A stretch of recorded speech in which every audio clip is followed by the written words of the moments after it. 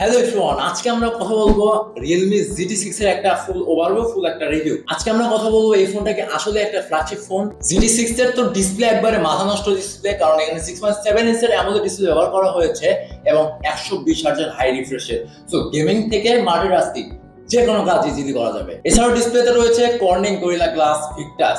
ফোনটার ব্যাক সাইডে রয়েছে ট্রিপল ক্যামেরা সেন্সর, 50 মেগাপিক্সেলের মেন শুটার, 50 মেগাপিক্সেলের টেলিফটো, 8 মেগাপিক্সেলের আলট্রা ওয়াইড এবং ফোনটির সামনে রয়েছে 32 মেগাপিক্সেলের ক্যামেরা।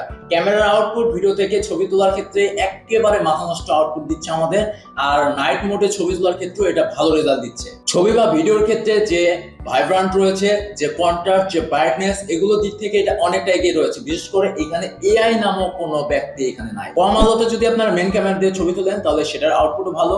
পারফরমেন্স নিয়ে তো অবশ্যই এটা এগিয়ে রয়েছে। Realme GT6 এ রয়েছে Qualcomm Snapdragon 8s Gen 3, price তো মাত্র 92,000 টাকা।